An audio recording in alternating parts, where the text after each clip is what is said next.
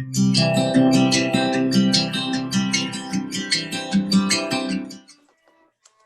evening, students, members, and those new to the Council. I am Viridiana Otamendi, Programs Coordinator at the World Affairs Council of Greater Houston. We invite you to visit our YouTube channel and enjoy the diverse content.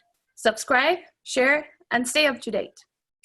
For today's program, moderated by our Programs Director, Boss Magari, we're honored to have David Miliband. David is President and CEO of the International Rescue Committee, where he oversees the agency's humanitarian relief operations for more than 40 war-affected countries.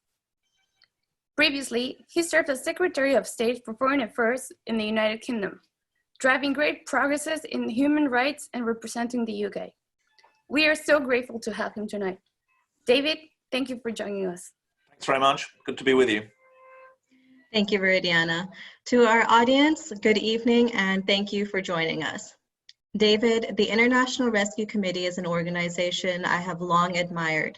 You are assisting millions of displaced and vulnerable people by providing basic necessities, helping them relocate, and also become self-sufficient. On that note, could you put into perspective the number of global refugees today and what countries a significant portion of refugees are from? Thanks, Basma. Good afternoon, good evening, everyone. I'm speaking to you from Connecticut. The scene behind me doesn't look very New Yorkish, which is where the International Rescue Committee is based. We were founded by Albert Einstein in the 1930s to rescue Jews from Europe. And so that's our humanitarian history. But as you'll see from my backdrop, I have taken refuge myself outside the city. We've rented a small cottage in Connecticut. So I'm speaking to you from Northwest Connecticut. We're an international humanitarian agency that helps people whose lives and livelihoods are shattered by conflict, persecution, or disaster. And just to put this in perspective, that means refugees, of whom there are about 25 million around the world today, asylum seekers, of whom there are about 5 million. Asylum seekers are people seeking refugee status, but not yet having been granted it. And we also help, there are 40 million internally displaced people. Those are people who've been rendered homeless inside their own homes, inside their own home countries by conflict or persecution, but haven't yet crossed an international border. So the key figures to keep in mind, 30 million people who've crossed borders as a result of conflict or persecution, 40 million inside. I suppose the largest refugee crisis in the world today is probably in Syria. There are 6 million refugees from Syria, and there are about 8 million internally displaced within Syria. That's out of a population of 23, 24 million. I think I'd also point to major refugee flows in every continent, including from Venezuela. I know there's a big Venezuelan population, significant Venezuelan population in Houston. Mm-hmm. And it's incredible, really, that a middle-class country, Venezuela, because of the oil wealth, should have about 5 million refugees, including about 2 million who are in Colombia next door. So every continent is touched by the displacement crisis. This is a crisis that is larger than any time since World War II. We might want to discuss in the course of this hour why that's the case. And it's a population that's growing quite fast. Many of you will have seen on the TV the scenes of people being driven out of Myanmar, what used to be called Burma, to one of the largest refugee camps in the world in Bangladesh. 1 million people now living in what used to be an elephant forest in Bangladesh. The reasons we can get into, but some of the most striking statistics, two of the most striking statistics, I think, are first of all that most refugees don't live in camps. About 5 million refugees are in formal refugee camps. Most of them are in urban areas, about 60% in urban areas. So they are renting or squatting or living in varying circumstances in urban areas. And the second interesting statistic is that although refugee status was granted or enacted for the first time in international law after the Second World War, the 6 years of the war, it actually looks short by comparison with most of the displacement today. It's very hard to get figures, but for refugees, as opposed to the internally displaced, people now think that between 15 and 20 years is the average length of displacement. So that combination of urban focus and longer term displacement means that the humanitarian system, the system of which the International Rescue Committee is a part, needs to change. It needs to be about helping kids get educated, about helping people get employment, as well as about helping people have food or shelter or healthcare to help them survive. Well, it's certainly very unfortunate, the challenges they are facing, and it must take so much courage to leave your home and start over. David, as refugees migrate, could you discuss where they are primarily migrating to and what countries are most open to accepting refugees? Yeah, it's an interesting question. Of the 30 million refugees and asylum seekers around the world today, about 85% are in poor or lower middle income countries. So most refugees from Syria are in Jordan, Lebanon, and Turkey. Most refugees from South Sudan, which is a war-torn country in the middle of Africa, most refugees from there are in Uganda or Ethiopia or Kenya. Most refugees from Somalia are in Kenya. Most refugees from Burma, Myanmar are in Bangladesh. Most refugees in the other direction from Myanmar go to Thailand. So it's not the richest parts of the world that have the greatest refugee flows. As I said, most refugees from Venezuela are in Colombia. So the political rhetoric that you hear in Europe or in the United States about the quote unquote burden of the refugee population is actually, comparatively speaking, very small relative to that of poorer countries. Just to give you a sense of this, Lebanon only has a population of about 5 million, and 1.5 million of them are Syrian refugees. Jordan, the second closest ally of the United States in the Middle East, has a population of about 8 million, but about 650, 700,000 of them are Syrian refugees. So the preponderant populations, refugee populations, are not in the richer parts of the world.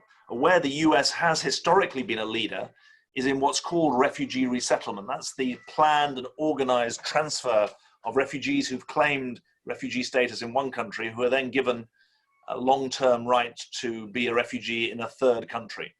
There are only, last year, only about 120, 130,000 people out of the 30 million enjoyed that status. The US has historically been the leader in refugee resettlement. No longer. The Trump administration decided to reduce the number of refugees coming into America from a historic average of about 90,000 to about 13,000 this year, obviously affected by COVID. And we'll come on in the course of this discussion to how COVID affects the situation I've described, because the figures I've been giving you are pre-COVID. And obviously the humanitarian distress of the COVID crisis is going to be layered on top of the displacement crisis, the humanitarian crises in places like Yemen or Somalia or Bangladesh, and that will exacerbate the humanitarian need at a time when obviously borders are in the main closed, so there aren't many refugees flowing at the moment. But although the US was historically a leader in refugee resettlement, it no longer is. It's rather sad to me. I'm obviously British. I came to lead the International Rescue Committee 6 years ago, and refugee resettlement was a bipartisan policy. Then, interestingly enough, it was Ronald Reagan who admitted more refugees to the US per year than any other American president, about 210,000 in the early 1980s per year.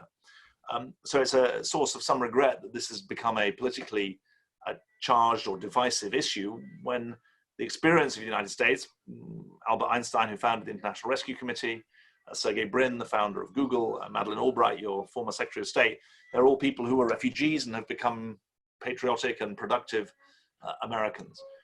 But at the moment, the vast preponderance of refugees are in poor countries, not in rich countries. Thank you, David.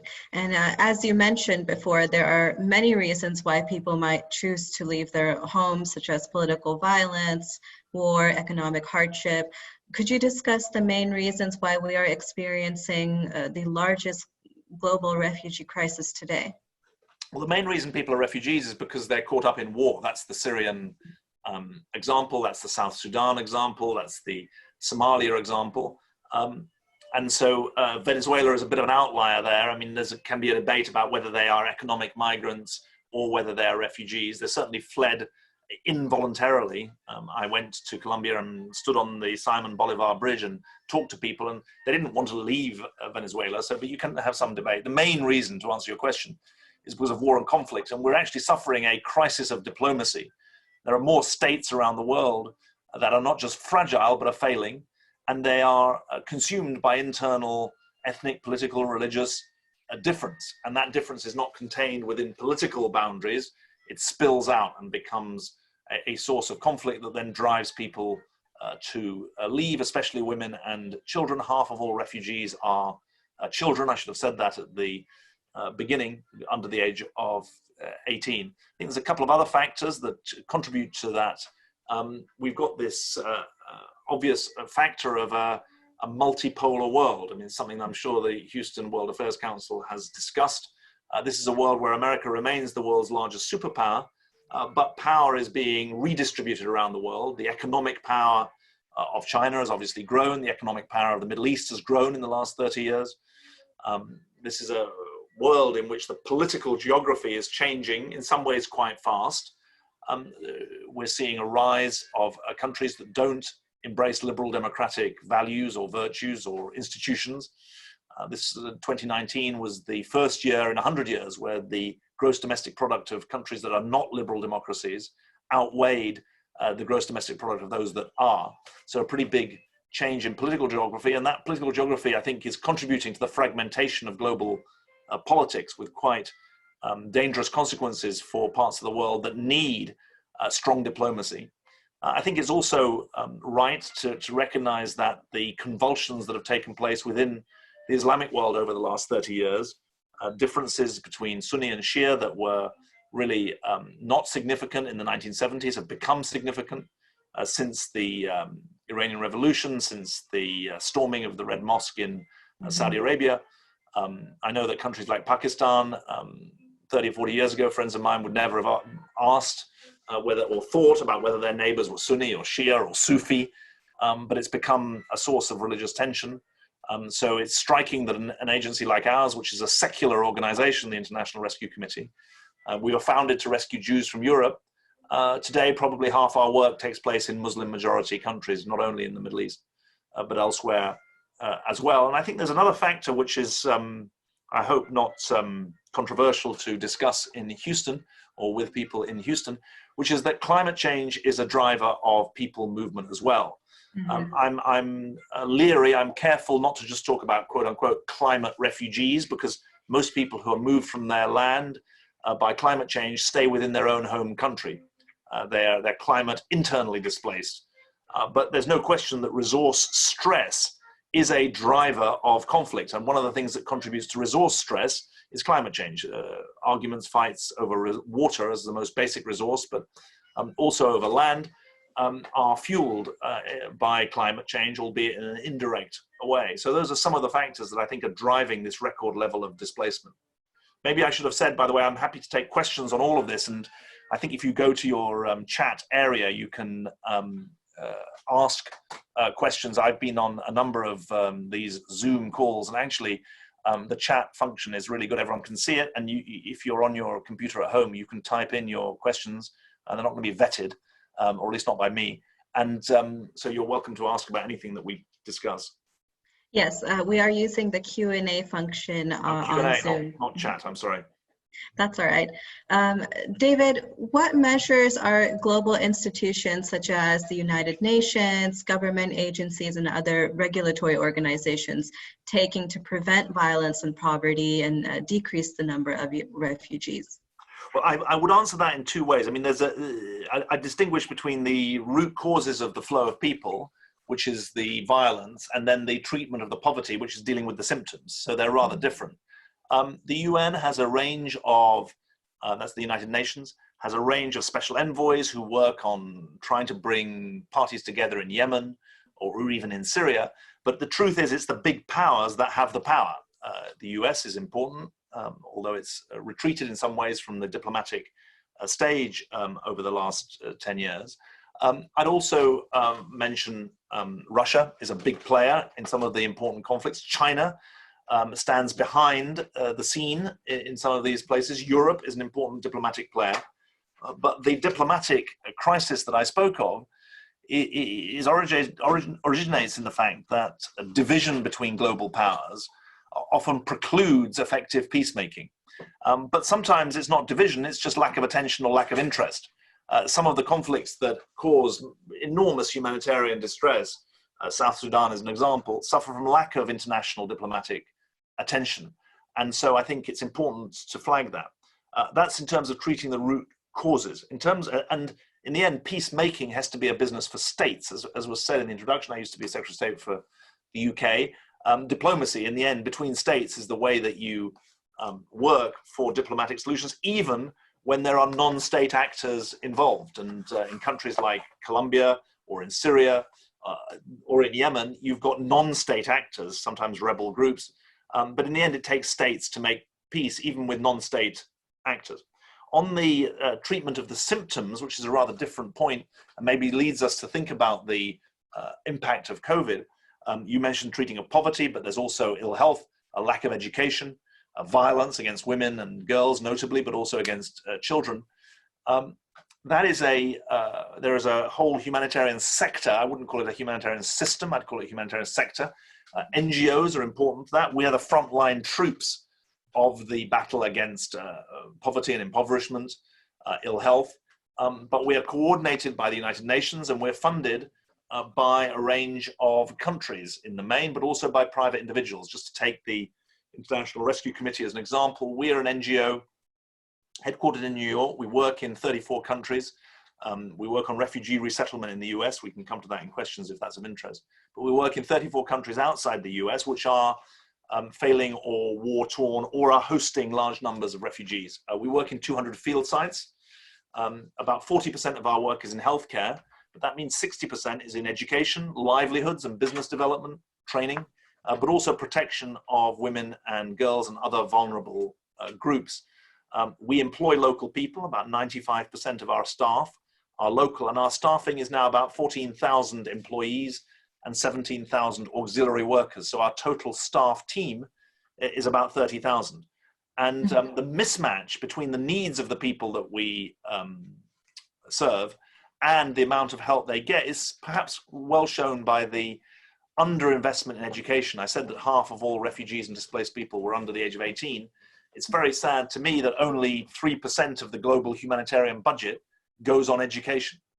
And that means that half of all refugee children of primary school age, 75% of all refugee children of secondary school age are out of school.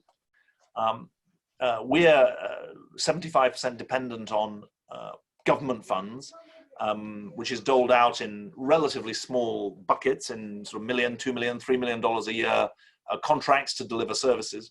But we're very grateful to our private supporters. I'm sure there are supporters of the International Rescue Committee who are on this call. In fact, I know there are.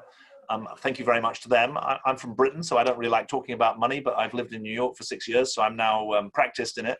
And so thank you to those who are donors to the International Rescue Committee. That private support, which is growing, is absolutely key. Now, maybe I should say a word about COVID, since we're all affected by it. In the places that we work, COVID represents what I call a double emergency, or what we call a double emergency. It's a health emergency, because if you get ill in somewhere like South Sudan and you need a ventilator, you've got no chance at all. There are only 4 ventilators in the whole of South Sudan for 11 million people. But it's also an economic and social emergency. We know that I think 40% of Americans have less than $400 in savings. In the places that we work, the figure is much higher. And so people are living on a precipice and a dangerous ledge. And so we are very concerned about the economic and social collateral damage that's going to come from the lockdown of the corona crisis. I'm sorry if you can hear my family downstairs. I apologize for that, but it's feeding time at the zoo. We are concerned that COVID will have this double impact, and we're certainly beginning to see that. COVID hasn't hit yet as a tsunami in Africa. I mean, the numbers are quite low. I was checking them before I came on this call, and at the moment, 69,000 cases reported in Africa, 2,500 dead. But the testing rates are a fraction even of the American levels. And so that seems like a dangerous underestimate of the number that are suffering. And we fear a kind of hockey stick that will see the numbers grow, and real danger of the overwhelming of very basic health systems. Thank you, David. As president of IRC, you're obviously overseeing all of their operations. Could you discuss what the management of refugees entails? What is the process starting from identifying refugees to helping them become self-sufficient citizens? Great. Well, look, thanks for that. And I'm just noticing here that we're getting some questions coming in, which is great. So I encourage you all to use the Q&A function. Look, the process I'm going to describe is going to sound more orderly than it is. So what you've got to remember is that when people are fleeing, they're fleeing with nothing except their kids, and they're desperately trying to get out, sometimes using people smugglers, sometimes just walking, sometimes on boats at great risk to themselves. But if you are a Syrian who lands in Jordan, you register with the United Nations High Commission on Refugees, you get a number, and if you're lucky, you get an identifiable card. You would do that, and you would then have access to certain rights and services that are granted not by the United Nations, but by the host country.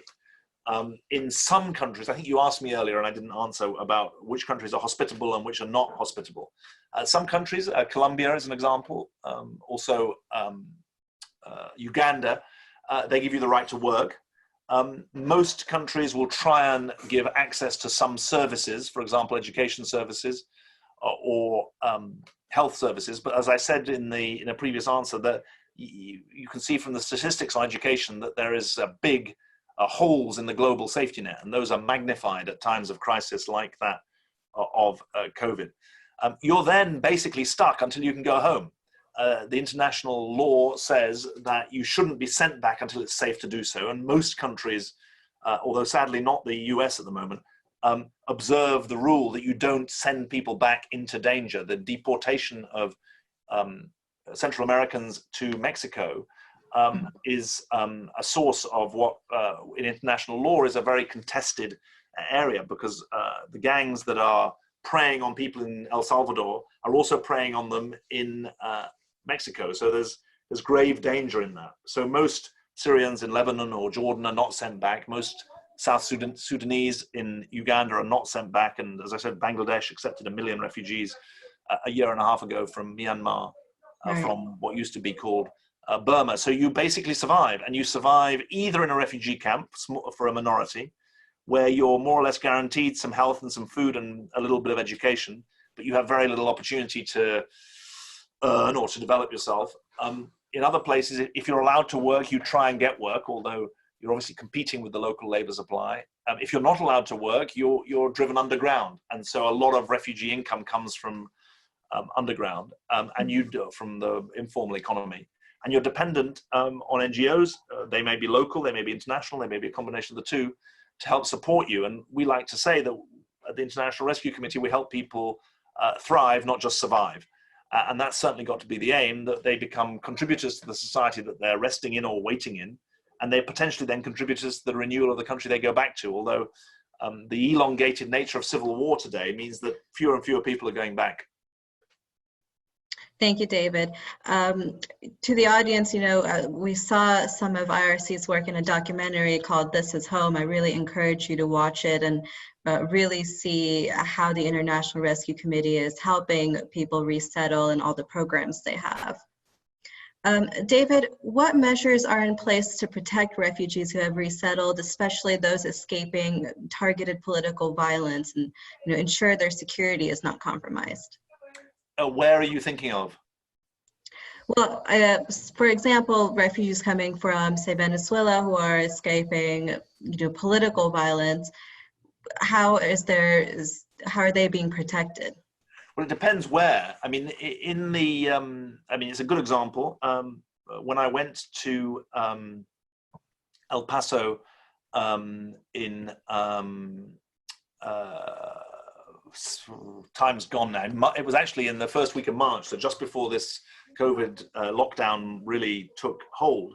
I met people who had crossed the border, and then I went to Juarez and I met Venezuelans actually on the other side of the border.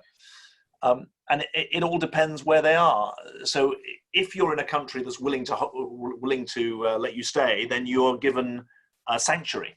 And Elie Wiesel, the Holocaust survivor, once said to me that before he died, that while the word refugee isn't very popular, the word refuge is. And refugees who are fleeing political persecution, they need sanctuary. One of the tragedies of the current debate in the US is that people who are fleeing political persecution, Iranians who are seeking to escape from the regime, Cubans who I also met in Juarez, who are dissidents, Venezuelans who, as you say, are fleeing political persecution. They're not allowed in at the moment either. And our argument is that COVID should be a moment to re-find our humanity, to recommit to our humanity, rather than to slough it off. And I think one question came in about the fact that only Brian Davis asked about 2 individuals have been granted asylum status in the US since the start of COVID. That's true. The administration has announced that it's not going to accept asylum claims. And obviously, we understand the concerns about healthcare. It's absolutely right that people get tested. We've never been in favor of open borders. We've always said there should be proper security checks on people who go through refugee resettlement. But it's a tragedy that a country that helped write the rules of the post-Second World War era and helped write the Charter of the United Nations, never mind the Atlantic Charter, which was signed by Roosevelt and Churchill in 1941 in Newfoundland before America entered the war. It became really the touchstone, the birth certificate of the idea of liberal democracy. That country is no longer leading that assertion of rights of those who are in need. And I'm afraid that all sorts of bad actors around the world are ready to copy when America rescinds on its own commitments. And so the answer to your question is that it depends. And most countries do uphold rights to asylum, but some are not at the moment. Thank you, David. I think let's move on to the audience Q&A portion of our program. To those watching, if you have a question, please use the Q&A feature on Zoom towards the bottom of your screen. Our first question is from Vijay, who sent this to us earlier today, relating to our age of impunity, the phrase you've used in recent speeches, David, in reference to the bombing of hospitals in Syria, school buses in Yemen, and so forth.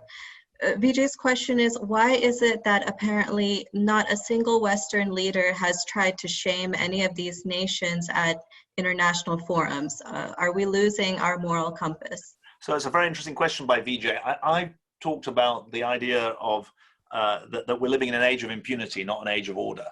And if you're interested, I gave a Fulbright lecture. Some of you will remember the name of Senator Fulbright, who was an extraordinary chairman of the US Senate Foreign Relations Committee. And I gave the Fulbright lecture in the UK last June, so nearly a year ago, actually. And I talked about the idea of an age of impunity is an idea when combatants in war think they can get away with murder, so they do more murder.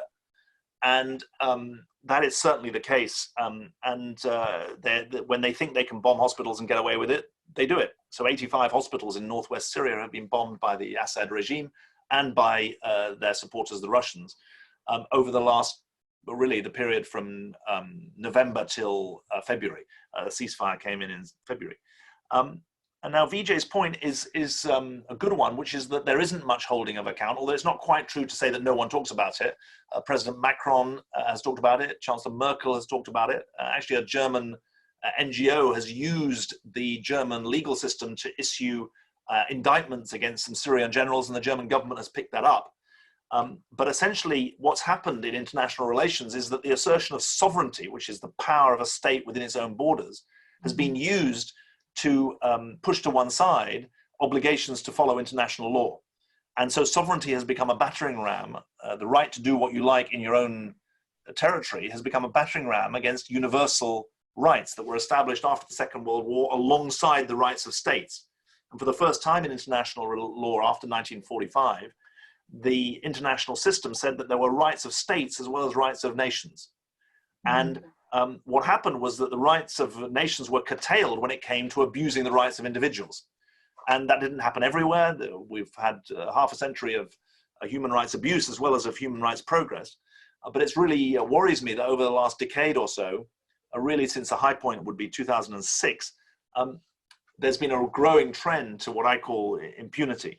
And my argument has been that at a time when governments are in retreat, it's important for NGOs, for businesses, not just to speak up, but to act up. And the German example of the NGO I gave is one example. I think there's an obligation to document what's going on. So there are things that we can do, and a couple of the questions, you may come to them in a moment, ask about what individuals can do. And doing the right thing, saying the right thing, financing the right thing are all things that I think are important. Doing the right thing is, if you're an employer, and have a chance to give refugees a chance to apply for a job, do so. If you can use your voice as a citizen, please do so. If you've got ability to finance organizations like the IRC, please do so. I should have said actually that our website is rescue.org, and you can find a lot of what I'm talking about at rescue.org. So I would say to Vijay that his question is, why are they not doing it? Why aren't more doing it? I think it's partly that there isn't the pressure to do so. If anything, there's the pressure to think local rather than to think global. But I think that's short-sighted, because in the end, when human rights are on retreat, that affects us all. Thank you. And a question from Sarah. With the U.S. pulling back from its historical role as a world leader in humanitarian efforts, is there any country or countries stepping up to fill that void? Well, it's an interesting point. I mean, no country can substitute on its own for the US, since the US is the largest player, historically been the largest player. Europe now spends more on humanitarian aid than the US. Now, Europe is 27 countries, so you can say, well, fair enough. But so the population of Europe of the European Union is now 27, is now about 500 million. So slightly larger than the US, but they're now a bigger player on the international stage. The US nonetheless remains a bigger player. It's the biggest player in global health financing, and not just through the World Health Organization, but the US has a very honorable record. Our point is that that needs to rise, not fall. And it's very hard to fashion a global response without the US. And that's why people like the author Ian Bremmer have coined the idea of a G0 world, a group of zero world, or a leaderless world, he calls it. Because America is in some form of retreat, focused on its own home front, and the COVID crisis shows that in some ways. We can talk about that. I mean, it's interesting. This is the first crisis in living memory where NGOs like the International Rescue Committee have had no money from the US government. And so that's quite a big change. But it's also the case that China isn't yet ready to fill the void. So that creates this vacuum. And it's on that vacuum that bad actors take the stage. I mean, nature abhors a vacuum. And so I think Sarah's question is best answered by saying there isn't anyone really to fill the void.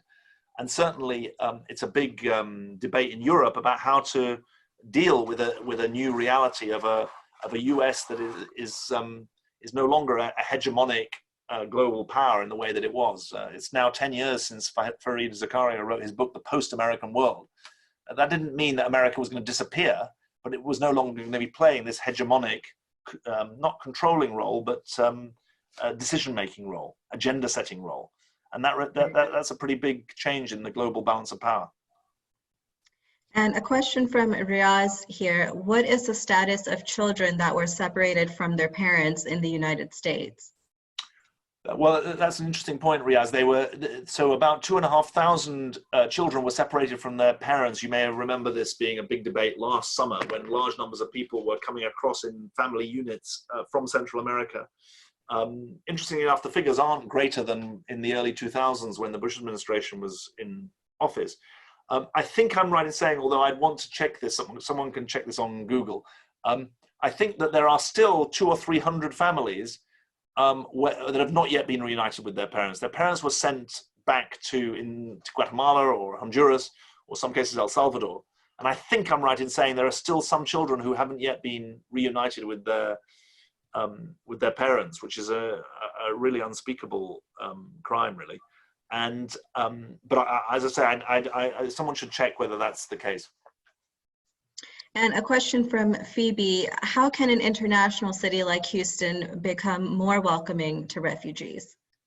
Yeah, that's an interesting question, because Houston is a global city in all sorts of ways. Obviously, historically, Houston and Dallas, whatever the political complexion of Texas, have been refugee welcoming cities. And the International Rescue Committee works in Dallas. I think it's Catholic Relief Services in Houston as the quote unquote resettlement agency. Now, as well as reducing the number of refugees from 90,000 to 15,000 to 13,000, the Trump administration also asked that, or required, that states and localities vouch that they were willing to take refugees. And the city of Houston was willing to do that, but Governor Abbott decided not to continue to allow refugees to come into Texas. There's been a court case about it, but as of now, there are no refugees arriving in Texas. Actually, there are no refugees arriving in the US, obviously, because of COVID, but even without COVID, there'd be no refugees arriving in Houston. I think the message I would give is the power of your example. So for refugees who have arrived, make them a big part of your drive to build a better Houston. And I know that people who've tasted the bitter fruits of persecution will value the free society that this represents. And they will become proud and patriotic. I don't know, do you call them Houstonians? But I think make the most of the multicultural city that you are, because it's an important source of strength. Thanks. And a couple questions from Elena. First of all, how do you respond to individuals that ask why we should support refugees and refugee resettlement? Yeah, I think that there are two answers to that. I try to give the same answer to everyone, or both parts of the answer. First of all, I think it's the right thing to do. But secondly, it's been a source of America's strength. That by welcoming people from all over the world, America has become a stronger nation. And obviously the origins of the country, or at least beyond Native American origins of the country, were in people fleeing persecution. So the history of the country is bound up with providing sanctuary for people from around the world. And I think that all of the evidence is, if you're interested in the facts, American refugees in America pay more in taxes than they get in welfare benefits.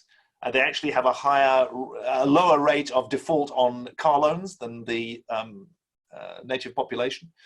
And so I think there's an argument that is an argument of the head as well as an argument of the heart.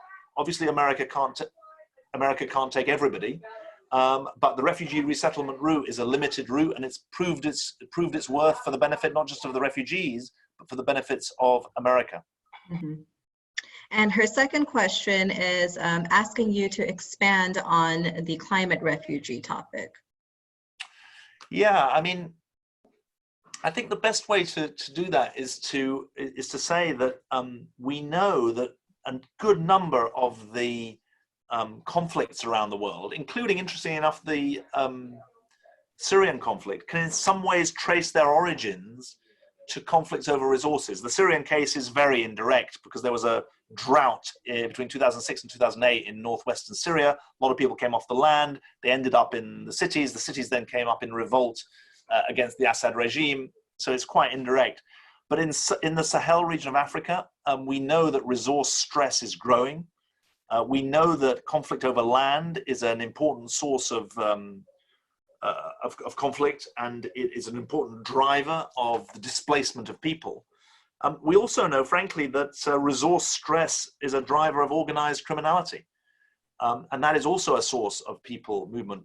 If you look at the flight of people from Guatemala and Central America, there's also a climate dimension to it. Now, as I say, most people who move as a result of climate change stay within their own country. Bangladesh is an interesting example of a country very exposed to climate change in the form of rising sea levels. But most of the people from the south of Bangladesh will stay within the country. They're not going to flee to India. So climate displacement is maybe a better phrase than climate refugee. Thank you, David. And we'll take one last question for the sake of time. A question from Ken: assuming a change in U.S. political leadership, how long might it take to reverse the damage done? Well, I think that there are structural factors as well as contingent factors. And the changing shape of global politics isn't just something that happens with one administration. I mean, there's obviously been 200 years of history of America's waxing and waning of global engagement. President Clinton, in his last State of the Union message, said we now need to focus on the home front. Famously, President Bush, when he was a candidate, said the US shouldn't be the world's policeman. President Obama said that nation building should happen at home. But the world has a way of making its presence felt. And you're seeing that now with the COVID crisis. And I think that it depends what you mean by leadership. I don't think we're going to return to a unipolar world of the 1990s in the post-Cold War period. But America remains a unique country, both for its power and for the power of its example. And America, therefore, has the potential to have many allies. America will never have the same population as China, but it will always, it should always hope to have more allies than China. And I think that a lot depends on how your leaders play it. The scope for America to be a superpower with clout is still there, but it's a changing shape of the world. And I think the world is going to depend more on alliances in the 21st century than in the 20th century. It's going to be a world that where soft power as well as hard power matter a lot, therefore, soft power being the ability to attract others to follow you. It's going to be a world where it's going to be an interesting balance of transactional relationships and values-based relationships.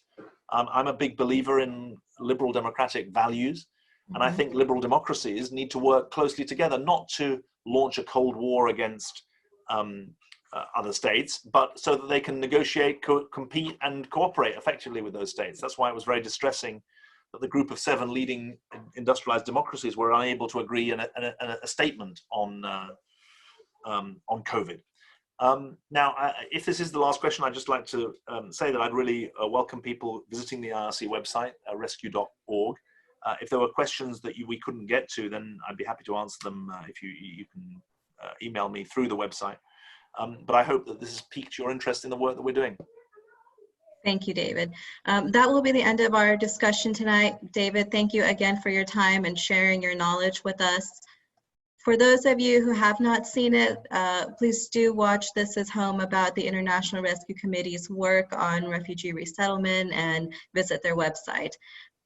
If you enjoyed our program, please subscribe to our council's YouTube channel where we upload all of our conversations. Thank you and good night.